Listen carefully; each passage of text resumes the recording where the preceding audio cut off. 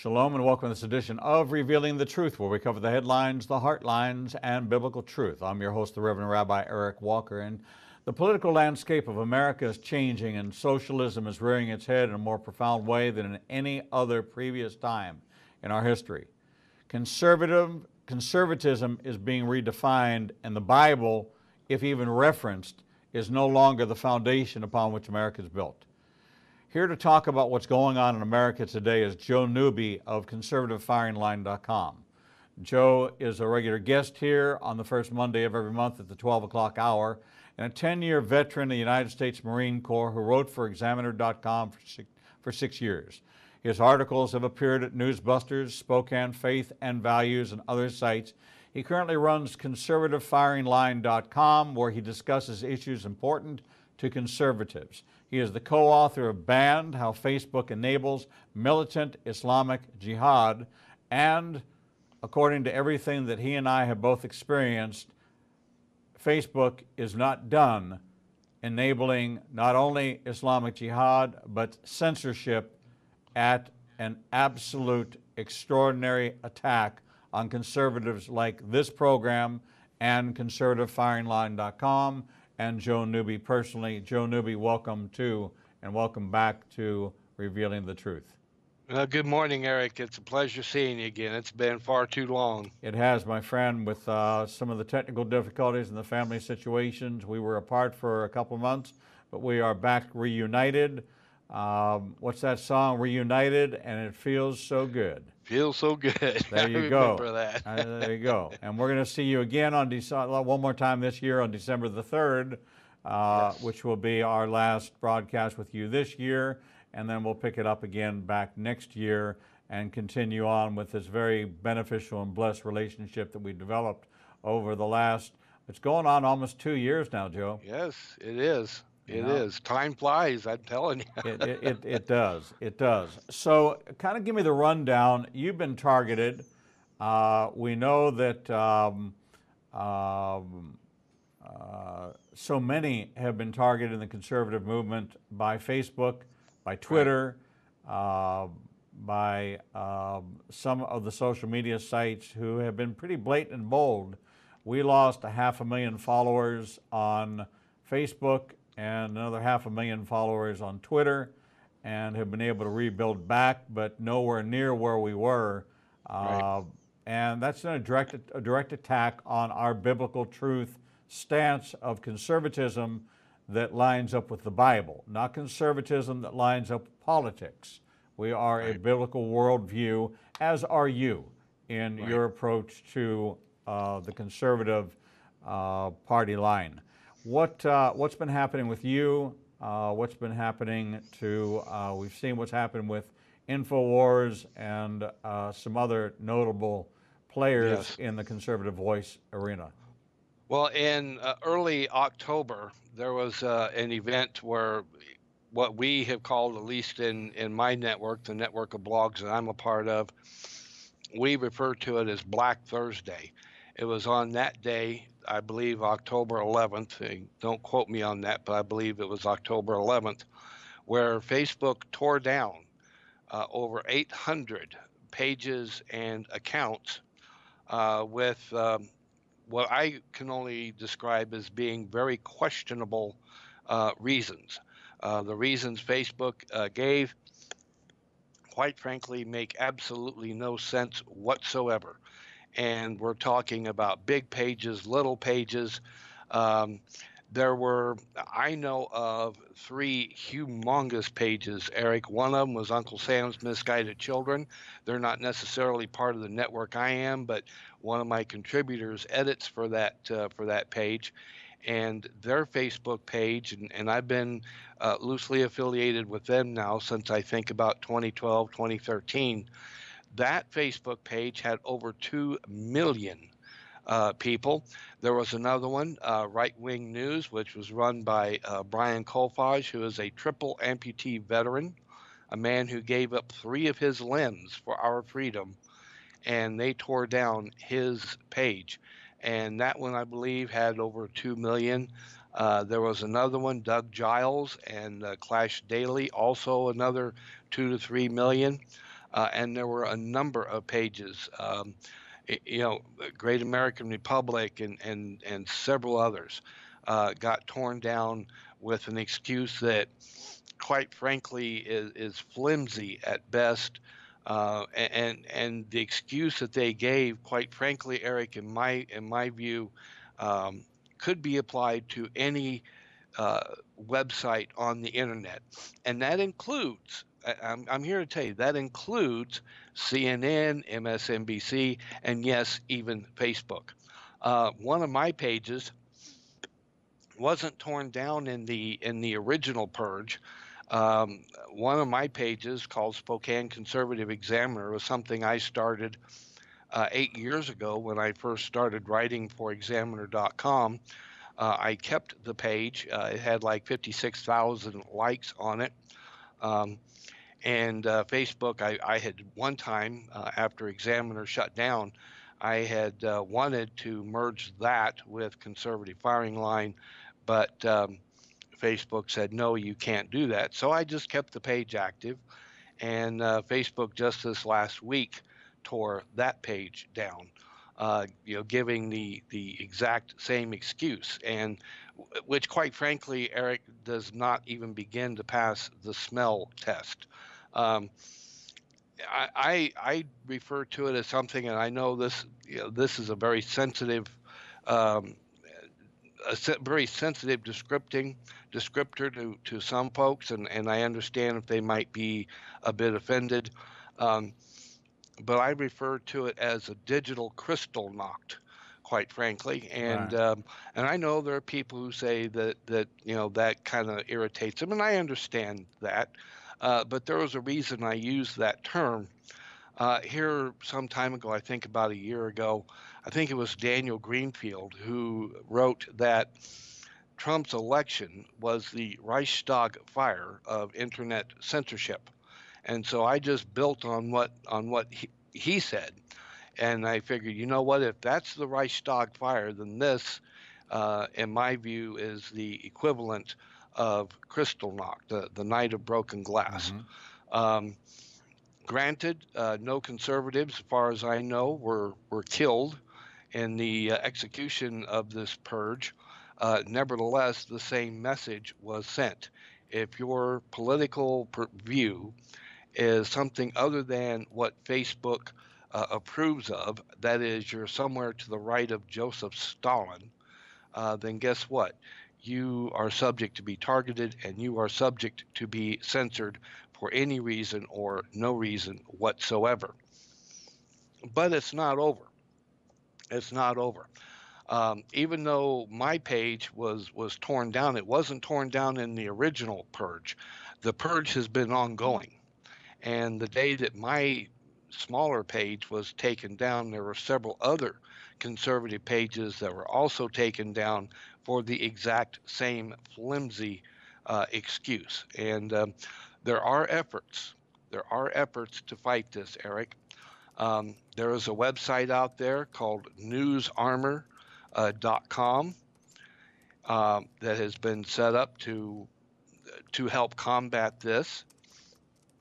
Brian Kolfage, who has, by the way, appeared on Huckabee and several other media outlets, also has a page called Fight for Free Speech. That's fight with the number 4, freespeech.com. And that page is dedicated to fighting Facebook censorship. There is also a couple of GoFundMe pages that have been set up. Brian has a link to one on his site, the Fight for Free Speech. There is another one that has been set up by essentially by the folks at NewsArmor, and there is a link to that on the Conservative Firing Line Facebook page. If you go there, you will and scroll down, you'll see it. Right. But the effort is to fight Facebook censorship, I think, is more crucial now, more necessary now than it was even back in 2016 when Adina and I first published Banned. When we wrote that book, Eric, we asked the question, rather rhetorically, what are things going to look like in 5 years? Little did we know it would only take two. And at the rate things are going, Eric, by the time the 2020 election comes around, there will not be a conservative anywhere on Facebook at the rate things are going. You know, Um, this is very much what, and it's interesting because when I read Banned, I thought it was Orwellian. I thought it was that forward view of someday in the future when social media would grow to the point where it was the key influencer, that Huntley and Brinkley, who were the influencers of the day, right, Walter Cronkite, the media, going back to the Revolution, the Black Robe Regiment, the pulpit was the influencers. That then right, that then changed to the pulpit being replaced by the newspaper. Right? The newspaper was then replaced by the television newscaster monitor. And I remember my mother saying to me when I pointed to an article in the paper and said, "This isn't true." And she said to me, "Son, if it wasn't true, they wouldn't print it." right, Right? That was what we believed, and we were led to believe based on the credibility of the media in the 50s and the 60s and even into the 70s. But right, in the 70s, late 60s, early 70s, media became a propaganda arm for the United States government to justify our presence in Vietnam. right, And when that happened and the controlling mechanism behind media became an extension of, it's like at the football game, the 11th man on the field is the crowd. right, This became the sphere of influence, which is one of the 7 mountains of influence. This became the primary mountain of influence and shaped America's thinking. The fact that every cable news network is covering the exact same story, that there is no other news than the news that's being fed to them to feed out. right, The Pittsburgh shooting was committed by a Christian quoting John 8:44. There's no coverage whatsoever about it because it would be another black eye and Christians their hands would be stained with blood because of whoever it was that didn't look at this man's Facebook page that showed that he had an absolute agenda, that this was belief that Paul's dialogue about the synagogue, Jesus' dialogue with the Pharisees about them being the synagogue of Satan, he was applying that to 2018 and took it upon himself to go kill 11 people in my neighborhood that I grew up in 5 blocks away from that synagogue. So the media is controlled, mm-hmm, and it's controlled by big money. Whether or not it's right, Fox, which we consider to be the icon of conservative talk TV, or it's the mainstream media, they're nothing but an agenda, like the Washington Post is for Jeff Bezos, right, and Facebook is for Jeffrey Zuckerberg. This is who is controlling the thought, because information, and we learned this during how many waves of propaganda just in the last century, right, beginning in the early 1900s with with Stalin, with Lenin, with the Cossacks, with the spread of communism across Europe, Nazism, then the attack of Japan in the beginning of World War II, the extension of World War I, then the Korean War, mm-hmm, then all of the conflicts in the Middle East, all of that media frenzy and media thought directed the attitudes of people, and now we don't know what the real issues are because none of them are being talked about, none of them are being exposed, and the ones who are exposing them are being silenced. right. And even if somebody puts out, like say, an InfoWars or something like this, I understand people view Alex Jones and InfoWars as a conspiracy theory site. Hey, That's fine. You know what? Call it whatever you want. But the fact is, he has a right to be there. He has a right, Alex Jones has a right to say his piece, to express his opinion, just as you and I do, just as Hillary Clinton does, just as Bill Clinton does, or anybody over at CNN or MSNBC. I may find their opinions to be detestable, but the answer to that is to not shut them up. I don't want to see MSNBC shut up. I want to see somebody go over there with a conservative point of view and explain to them why they're wrong and lay out the case and put forward an alternative point of view and explain this is why you're wrong and be allowed to do so. Now, when Zuckerberg started up Facebook, and see, here's the kicker, because there is an effort, by the way, to pass something called the Stop Social Media Censorship Bill. It's something that is being presented to state lawmakers across the country. The Stop Social Media Censorship Bill basically says to sites of 75 million or more, which would include Twitter, which would include Facebook, that says that if they censor a political or religious point of view, that they can be fined up to $75,000 for each instance, and it provides a right, a private right of return, a private right of action, basically for the individuals in those states. And this is being pushed out. There are state lawmakers across the country that are looking at this, and I think that may be one way to go about fixing this. But that's going to take time. Any legislative action is going to take time. And I honestly don't know, Eric, can we make it to 2020 unless something drastic is done? I don't know. I honestly do not know at this point. What is your thought about tomorrow? Is this blue wave going to really hit? Is No. there going to be, are the underpinnings of what the Democratic Party is, which are, as far as I'm concerned, pasta is the underpinning of the Democratic Party. It's looking for its identity, and it's finding an odd identity in socialism. And I just cannot, for the life of me, understand what anybody sees as a benefit or blessing of socialism versus capitalism in a world economy. Well, there's yeah, no successful socialist country. no, exactly.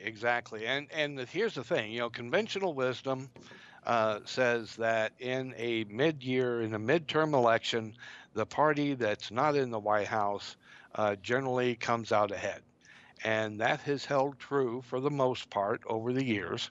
And so I understand that argument. However, I think the dynamic is quite different this time. I really do. I mean, it's quite possible that the Democrats may pick up a seat or two in the House, and it's even remotely possible if they might take the House. But my gut tells me something different, Eric. It's not something I can put my finger on and say this is going to happen or that's going to happen, because I am seeing reports coming out that says, you know what, this whole blue wave thing just really isn't what we think it's going to be.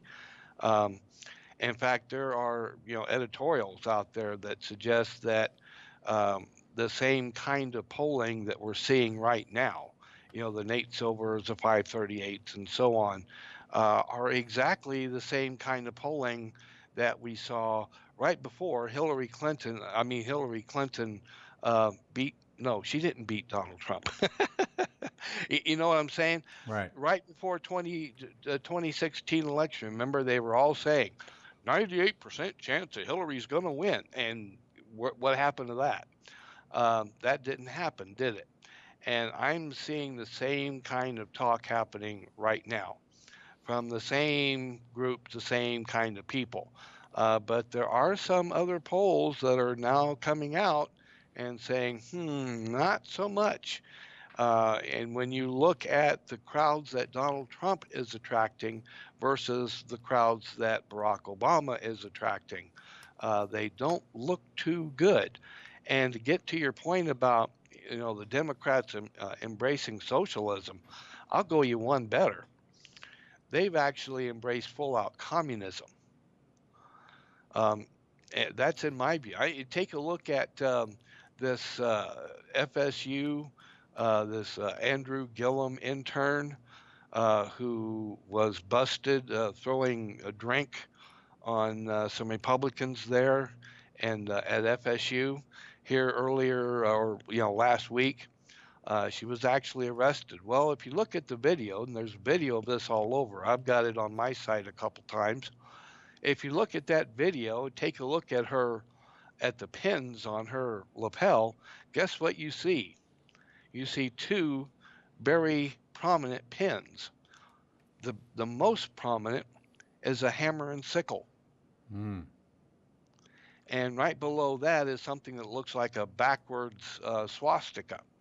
Now, I'm not saying she's a Nazi. I'm not saying that at all.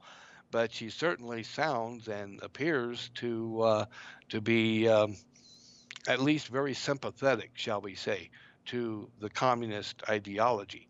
And then you take a look at Maxine Waters and what she recently said about promising vengeance against the entire financial sector if she wins, or if her side wins and she becomes the committee chair of the finance committee. That's a scary thought, and that should frighten anybody into voting Republican. It's just remarkable to me what we're seeing, the rhetoric and what has been gotten away with by Hillary Clinton, by James Comey, by Lurch, John Kerry. It's fascinating to me. I want to talk more about the upcoming election. I want to talk more about the platform issues, your analysis of the first 2 years of the Trump administration and what we're seeing, style versus content. And style has been what everybody's focused on, and they've missed the entirety of the content. And unfortunately, his style is brash, and his style is outspoken, and his style is unfiltered, but his content is remarkable, and he has surpassed in 2 years even some of the major accomplishments of the Reagan era, and he's done it in record time, and he's had a tremendous impact on the economy and on the value of the dollar in the world market. And no one is talking about any of that. They're only talking about his style and not his substance. So we're going to take a short break, and when we come back, we will continue with our conversation with Joe Newby, proprietor of conservativefiringline.com, author of Banned: How Facebook Enables Islamic Jihad. We'll be right back. Shalom. I'm the Reverend Rabbi Eric Walker, Executive Director of Igniting a Nation and host of the daily TV program Revealing the Truth, seen live every Monday through Friday from 9 a.m. to 1 p.m. Central Standard Time at www.ianbn.com, and then replayed throughout the day and night via our website. All of our segments can be seen on the Igniting a Nation YouTube channel. Since our launch in January of this year, we've expanded our global reach to over 54 countries with a social media following of over 125,000. Our commitment is to bring you the most in-depth interviews with authors, subject matter experts, and thought leaders from around the world. We have interviewed guests from Israel, Brazil, England, India, and all across North America. All of our authors are featured on the Books and Media page on our website, www.ianbn.com. There you can find a direct link to the book you want to order and we receive a small commission directly from Amazon. There is no cost to you for this service. In addition to our daily teachings and interviews, we make available to you the archive of all of the interviews on our YouTube, Facebook, Twitter, and Instagram channels. Our live program is available from our homepage, and there is never a charge to you for any of this access. We made the decision long ago that we would remain a commercial-free resource that would not be influenced by any pressure from any outside company. There are only two ways that we are able to continue to operate this ministry and provide you with the only live 4-hour daily Christian television talk show program. The first is through your support and tax-deductible contributions to Igniting a Nation. These can be made directly through the donate button on the website or sent through the mail to Igniting a Nation, 2700 Corporate Drive, Suite 120, Birmingham, Alabama, 35242. The other way we support the program is by offering you a unique opportunity to have access to over 10 years worth of teachings on a subscription basis. The teaching archives contains all of my prior sermons, Torah studies, prophecy in the news videos, and much more for the low subscription price of $5 per month. This subscription grants you unlimited access to over 800 hours of content not available elsewhere and is updated weekly with the most current prophecy classes. In addition to 20 hours of original TV programming each weekday, we invite you to join us live every Monday, Tuesday, and Thursday evenings for our Prophecy in the News classes. The times and locations are listed on our events page on the website www.ianbn.com. Every day, you and I are faced with the challenge of where we will go to hear the truth. We are committed to bring you the only program of its kind that covers the headlines, the heartlines, and biblical truth. We cannot do this without your support. Since we launched on January 5th, 2017, we have aired over 300 individual teachings, interviews, and commentaries not available anywhere else. We are now working side by side with almost every major Christian publishing house to bring you the most in-depth feature interviews possible. Our 1-hour features address every subject that affects the believer's life. We are hearing of salvations from the Middle East, Africa, and all across the United States. Lives are being changed every day, and we have only just begun. Our mission is to become your trusted resource and grant you access to the people, tools, and information you need to grow in your relationship with the Lord. You can help us by liking us on social media and through your financial support. We know you have many choices in who you support, but we are prayerfully asking you to consider helping us keep revealing the truth, true to our calling, to cover the headlines, the heartlines, and biblical truth like no other program available. Donate today and help us bring the message to the four corners of the earth. Visit www.ianbn.com and donate, buy a book, or subscribe to our teaching archives. Without you, we do not exist. Shalom. I'm edition of Revealing the Truth, where we cover the headlines, the heartlines, and biblical truth. I'm your host, the Reverend Rabbi Eric Walker, and we are talking with Joe.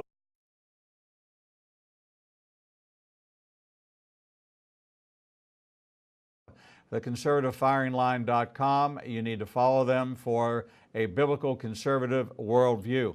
We were just now talking about the lyrics to a song written many years ago that I think is a clarion message from the conservative right to the left, and the song is called "We're Not Going to Take It." And these lyrics that I'm going to read are copyrighted. They are owned by Twisted Sister, but it says, "Oh, we're not going to take it. No, we ain't going to take it. Oh, we're not going to take it anymore. We've got the right to choose it. There ain't no way we'll lose it. This is our life. This is our song. We'll fight the powers that be. Just don't pick our destiny, because you don't know us. You don't belong. Oh, we're not going to take it. No, we ain't going to take it. Oh, we're not going to take it anymore.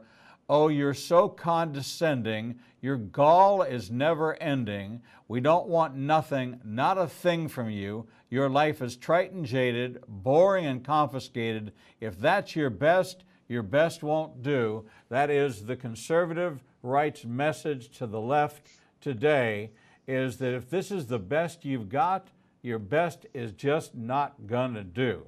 And we're not gonna take it anymore. And everybody needs to get out and vote on November 6th and make your voice known in this election. Joe, what leg does the left have to stand on? Bernie Sanders, how do you get a 187-year-old Jewish guy to represent the hearts of a confused generation of college students that have the right to vote, and they also believe in the protection of the First Amendment. And their definition of the protection of the First Amendment is, I can say anything I want to say, but if you don't agree with it, then I am going to squash your right to say it. I'm going to shout over you so that my freedom of speech is not opposed by your freedom of speech, and I'm going to remove your First Amendment right to exercise my First Amendment right. Help me walk that line, understand that. Well, you know, back in the day, Eric, I'm talking back in the days when I was doing high school debate, back in the mid-'70s, early to mid-'70s, liberals used to say, you know, I disagree with what you're saying, but I would defend to the death your right to say it. Those are people that today we would classify as being either libertarian or classic liberals. They are not the liberals of today. The left of today does not believe in free speech, and I want to make that distinction clear. They do not believe in it, Eric. They simply reserve it for themselves, and there is a huge, huge difference. It's like what we're seeing on social media. When people like Louis Farrakhan can make the anti-Semitic statements he makes, when people can call for the extermination of Donald Trump, the murder of Donald Trump on Twitter, and they do it all the time, and they're allowed to get away with it. But yet, if you or I say we disagree with Barack Obama, we're racist, that's hate speech, and you must be banned. This is where we're at. Despite the fact that all of these companies claim to support freedom of expression. No, well, they may support freedom of some expression, but they don't support freedom of all expression. That's the problem. Today's leftists, quite frankly, are more in tune with Karl Marx, Das Kapital, and the writings of people like Adolf Hitler than they are with the writings of people like Thomas Jefferson. They do not support freedom, despite what they say. They do not support free speech. They do not support the Constitution. They do not support the Bill of Rights. Otherwise, they would not attack the First Amendment, the Second Amendment, the Fourth Amendment, the Fifth Amendment, and on and on and on. This is what we are up against, Eric, and that's why, in my view, this election, tomorrow's election, is one of, if not the most important elections in this country's history, because we have an opportunity to do one of two things: to either take a giant step into the morass of communism, or to step back from the brink and perhaps give us 2 more years of some semblance of freedom. It is that dire. You know, you mentioned Louis Farrakhan, who is in Iran right now, was there yesterday leading and joining the Death to America chant during a solidarity trip to Iran. Right. This man is a self-identified anti-Semite, self-identified anti-American, this kind of hate speech towards America borderlines on treason. These are treasonous acts. Under Dwight Eisenhower, this man would have been arrested for treason acts against the United States. This is just appalling that Louis Farrakhan is getting front page press as the world's leading anti-Semite, and yet you have a former president who was a close ally. Right. How do people not see this? How do people not see that? I mean, Louis Farrakhan's 85 years old. Right. His days are certainly numbered, and I hope he takes to the grave with him this anti-Semitic spirit, and God holds him accountable for every lie and word of hate that's come out of his mouth. Of course, Jesus was Jewish, and so if you're going to hate the Jews, you got to hate Jesus. You can't love the Jewish Messiah and hate the Jewish people. Right. Well, you know, here's the thing with what Louis Farrakhan says over in Iran. Legally, technically, we cannot call it treason only because the United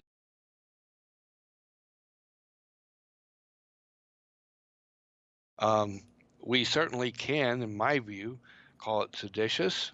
We certainly can, in my view, call it anti-Semitic. We certainly can, in my view, call it a number of other things, un-American, anti-American. But it does not, unfortunately, in my view, in this particular case, it does not legally rise to the level of treason, at least not defined by the Constitution, which, by the way, does define treason. But you're right in that it is a treasonous statement. It really is. It's a seditious statement. It's the kind of thing that he should be held accountable for. And the fact that, you know, he has a presence on social media after making his hate speech. Meanwhile, conservatives are being banned simply because they have websites that have ads. And, you know, conservative bloggers who, you know, try to eke out a living through their hard efforts, through their hard work, trying to make a living doing what they love to do. It's appalling. It really is. You know, I've never heard so much noise as the Elizabeth Warren. Right. This whole fiasco about whether or not she's a member of the Cherokee Nation. Did anybody ever care, and why was that such a huge issue? And whatever happened to things like poverty, education, homelessness, infrastructure repairs, defense weaponry and defense mechanism? Here we have an existential threat from Venezuela, who is threatening war against the United States. They are arming and mobilizing tanks and missiles aimed towards the United States. This caravan that's coming, funded, and we've sourced the funding to Venezuela, that's backing this. You know, this is 5,000 people or more marching on a country is an army. Whether or not you call it, it is an army. Whether or not they have a pocket knife, a penknife, a staple gun, a stick, a stone, whatever it is, it's an assault on a border. It's an invasion. 5,000 people coming to a border crossing is an invasion. And those that are sympathetic to this invasion, I just don't understand it. It's almost like lawlessness, and it becomes a biblical mandate that we become a lawless nation in order to line up with biblical prophecy that says that these will be like the days of Noah. We're going to see a lawlessness. We're going to see lovers of self. We're going to see a debauchery and a decline in morality. So on one hand, when we reconcile it to the Bible, you know, all is well with my soul, everything is as it should be. But as a conservative, Bible-believing Jewish believer, I see this as an assault on the Founding Fathers, an assault on the Constitution, assault on the legal foundation, the basis that, yes, we have the laws in place to stop this caravan from crossing the border. And the application of the laws of the land is the same approach people take to the Bible. And we're seeing that across the country, conservative or liberal, is that you take things out of context, you use them for whatever purposes you desire because it was given to you to use any way you so chose, as if you were God and you weren't taking the whole counsel of God. So we have this prediction of a blue wave. Do you think we will increase the Senate to where we can have a absolute replacement for Ruth Bader Ginsburg in the next 2 years and confirm that seat on the court without any resistance whatsoever? Well, I'd love to say yes, but you have to take into consideration folks like Jeff Flake. Now, granted, Flake has retired, but there are plenty of others who are probably more than willing to take his place. I tell you, one person that has really impressed the living daylights out of me in the last month or so, Eric, and that's Lindsey Graham. Yes. Of all people. I mean, this guy was like John McCain's, sidekick. Whatever McCain said, Lindsey Graham was, he was a good little lap puppy dog.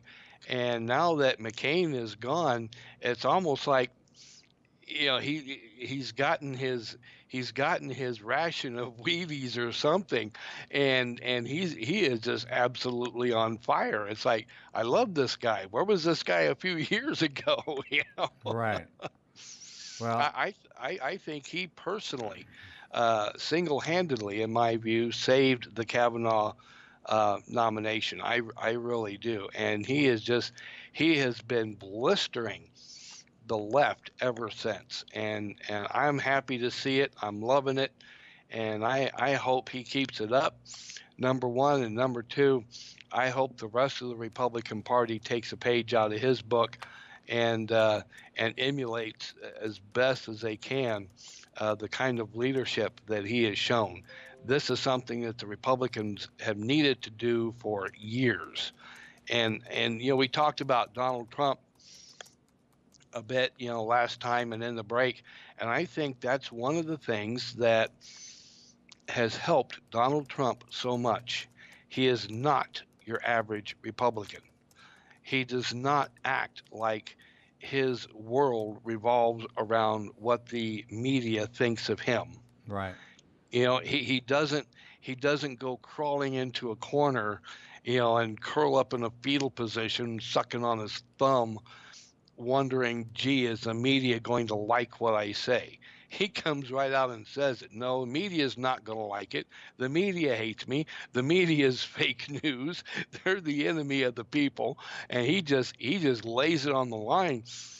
And Eric, I'm telling you, that's got people revved up, because we're not, the media, the left, Democrats, all of these people, they're not used to this. They don't know how to handle it.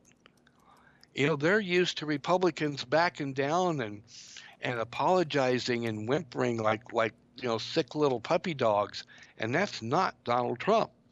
And lately, that hasn't been Lindsey Graham either. And I'm glad to see it. I want to see more of that kind of thing. No, And I think there's a lot of other Republicans that are thinking the same thing. It is. It's amazing that he has become as vocal and as almost as if he is positioning himself for something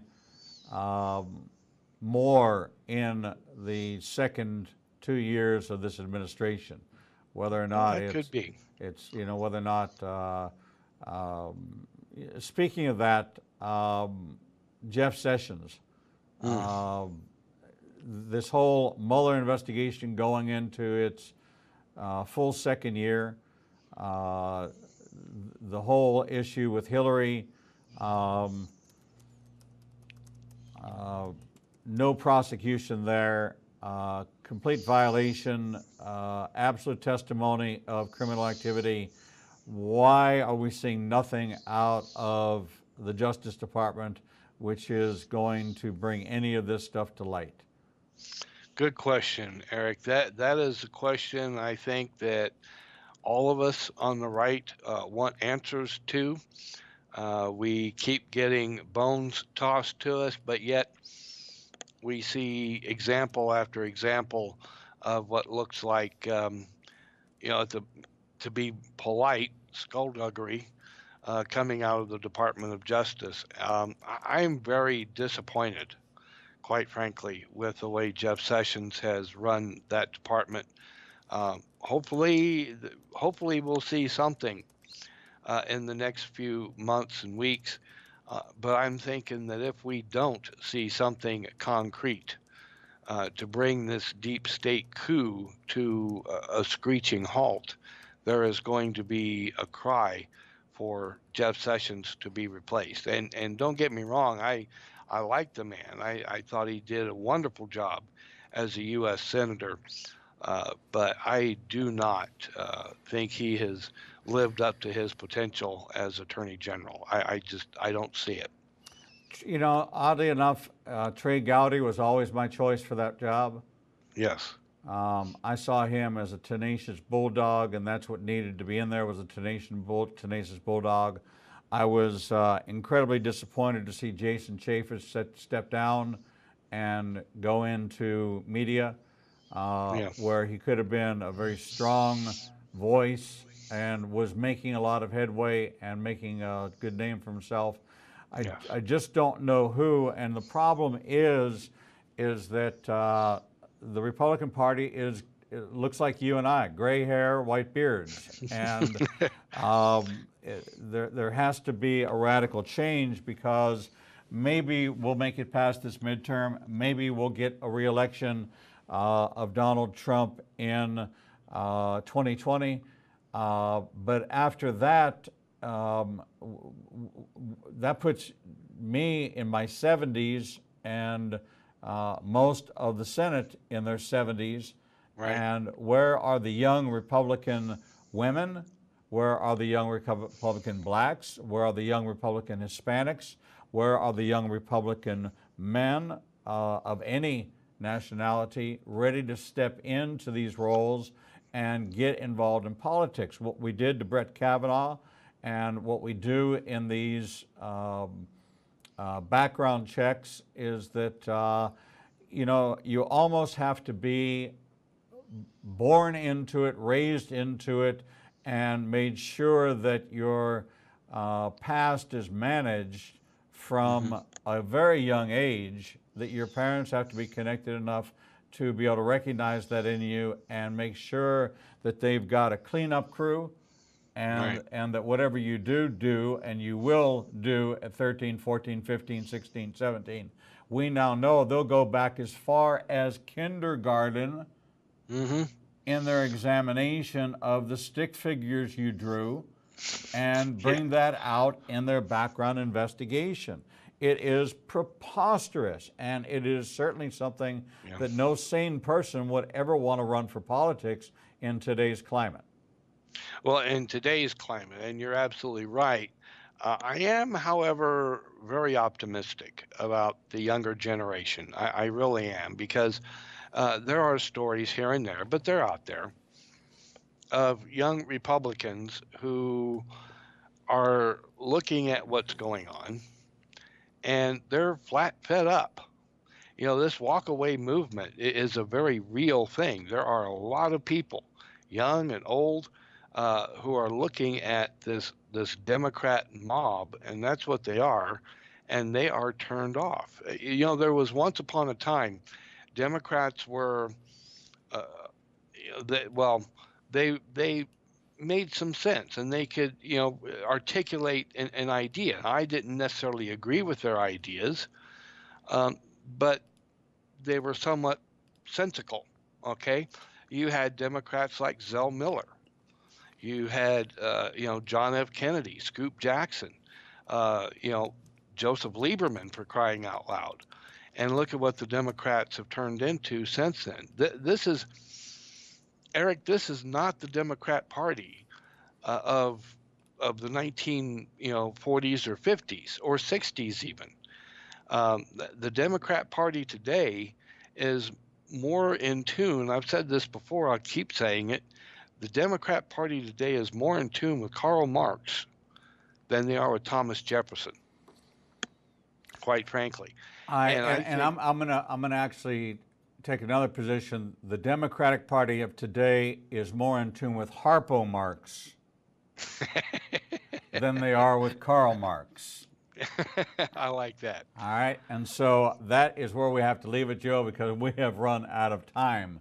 So goes by too fast. It does. So the Democratic Party, the party of Harpo Marx. Harpo Marx, I love it. There you go. And Joe Newby, host of the Joe Newby Hour, found here on the first Monday of every month at the 12 o'clock Central Time hour. You can catch him again on December the 3rd for part of our Hanukkah celebration. That is the first day of Hanukkah, and Joe Newby will be your Hanukkah gift as you turn in for the Joe Newby Hour, where we'll get to rehash and talk about what happened on November the 6th. Joe, until then, we wish you and your family good health, many blessings on your home, and our love to your wife and to your parrot.